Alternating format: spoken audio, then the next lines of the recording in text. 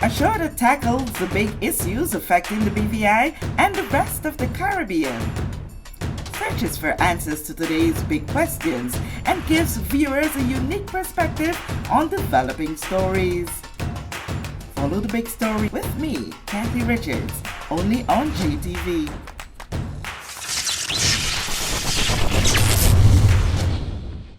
This show is brought to you by the National Bank of the Virgin Islands, Cyril B. Ramney Tertola Pier Park, NV Salon Spa, Nail and Barbershops, the Wellness Center Medical and Behavioral Health Clinics, Tissot Cross Deliciously Smooth Cider, HOV Medical, and Digicel. Sign up for Digicel Plus Home Light Bundles, faster internet, movies, and sports.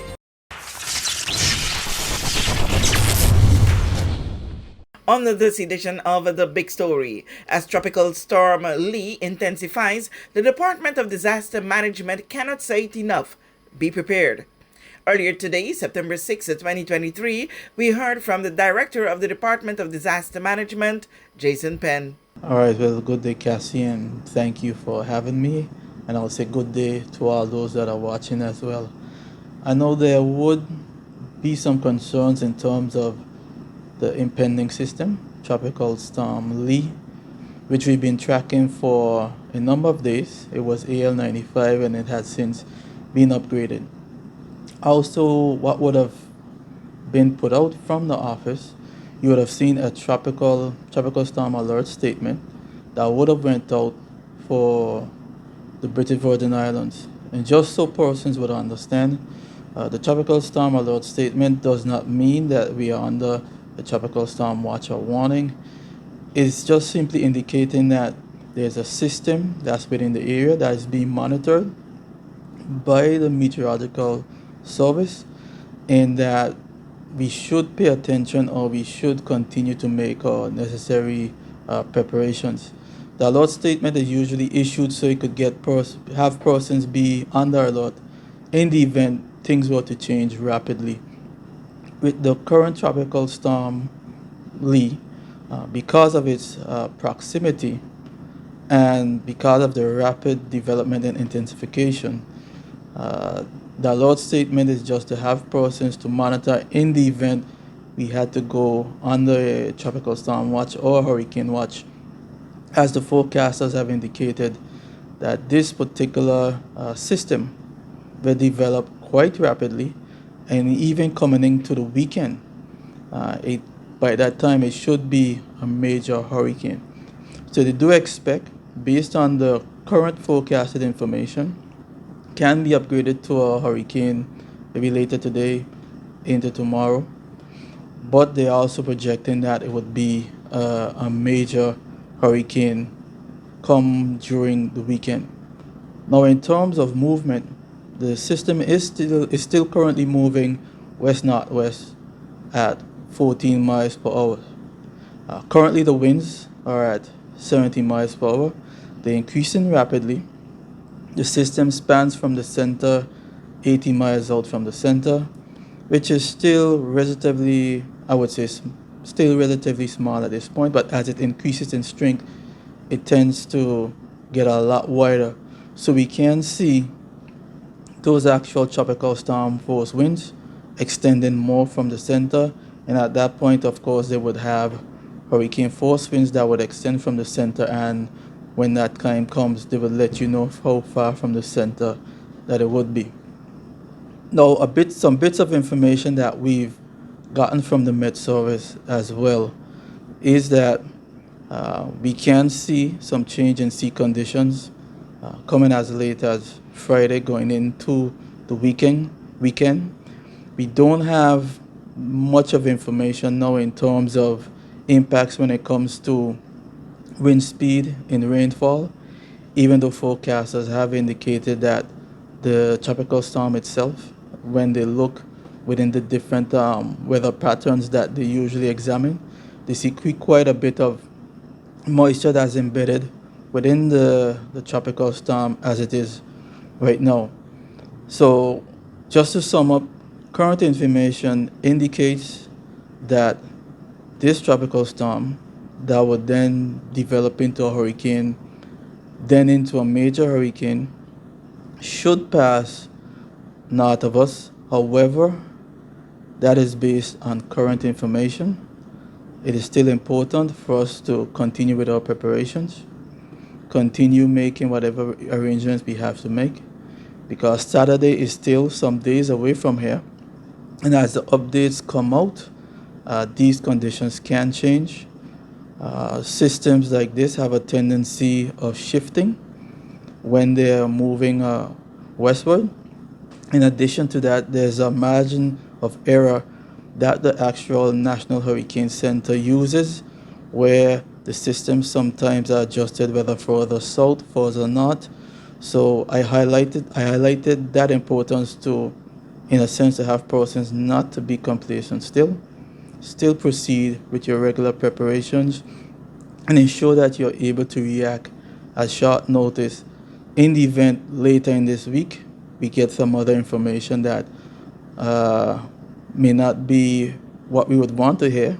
Well, we're still keeping a side of positivity and confidence that it would continue on the west northwest path. At any event, if it does shift, the message is that we should be prepared for anything that may come our way. As we have this conversation, it's not ironic, but it's actual a fact that it's September 6th, exact day that we were hit by a devastating hurricane in 2017, which is the 6th anniversary this year. Comparing that period to now, why should we be very, very much cautious as to how we prepare ourselves? Well, for those who were here, including myself, that would have experienced the impacts of Hurricane Irma, we would have known that it was a very catastrophic event for us here in the Virgin Islands and actually throughout our modern history of experiencing something of that magnitude. We would have learned a number of lessons coming out of Irma as well. We would have developed a number of various best practices. We are aware that there's still a lot to be done. There's still persons who are still, after 6 years, are still trying to recover from the hurricane.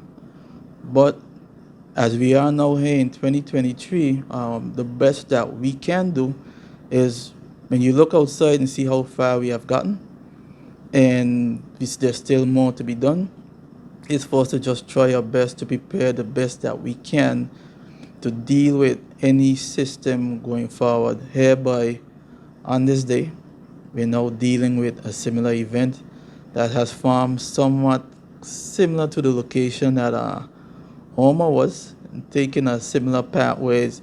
It was projected to go west northwest, and then it shifted.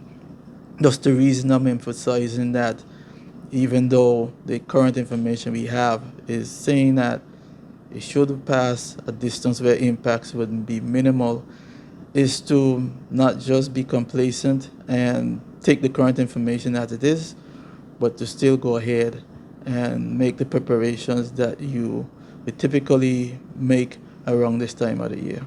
Okay, in terms of preparedness for the department, shelters and everything are in place on all the islands? I would say yes, because we would have had a number of different additions to our shelter stock. Would we like more? Of course. We would like to have a lot more shelters, but we are grateful for the entities or the persons or the establishments that we've partnered with that have agreed to be a part of our shelter listing this year. And we got a slight increase, which is also good. We had an increase on one of our sister islands, maybe a few of them actually, which is another good sign of, I would say, recovery in the sense that we are able to increase our shelter stock. But of course, we would welcome to have more shelters, as it's important to have sheltering for persons who still at this stage feel that where they're staying, it can be compromised. It would need to have another area of refuge that they could seek. One of the things that we've done as well, They can visit our website or even our social media pages where we've published the shelter listing. Know that it's a quiet and peaceful time. In the event you realize or think that you need to access a shelter, now would be the time to actually figure out where that shelter is. I should also use this interview, Cassie, to plug our emergency app as well. Some persons would have realized that earlier this year we would have launched a new app. It's DDM Alert. It can be found in the Apple Store or the Google Play Store. They can contact us as well to direct them where to find the actual app. And one of the features within that app is there's a button that marked shelter that actually gives the GPS location of the shelter, and it sort of gives you a direction of how to get there. It would be good if you don't have the app at this period.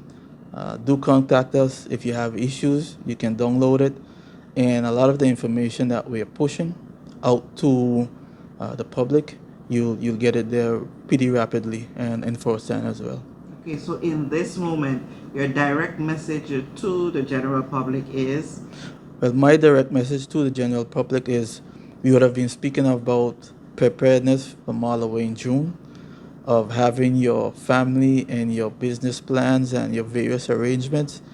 If you haven't done so, even though June is, we're right now we head into the midpoint or the high point of the season, you should make those arrangements.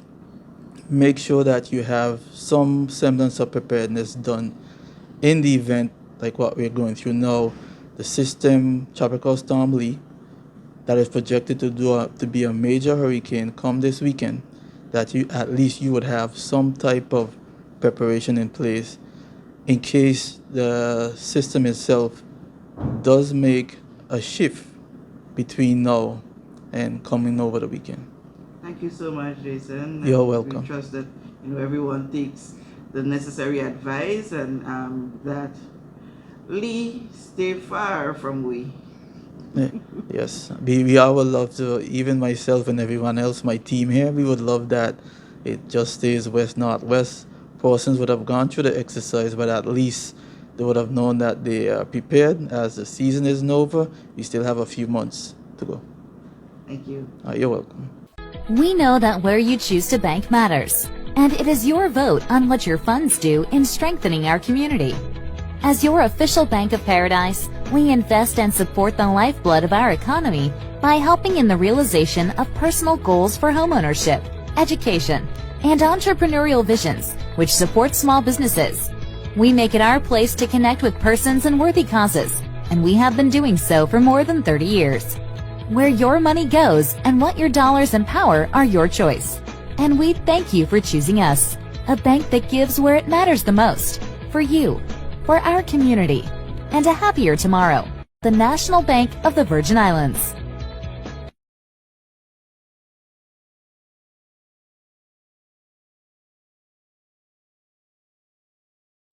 Everyone looks to the future, but no one truly knows what the future holds.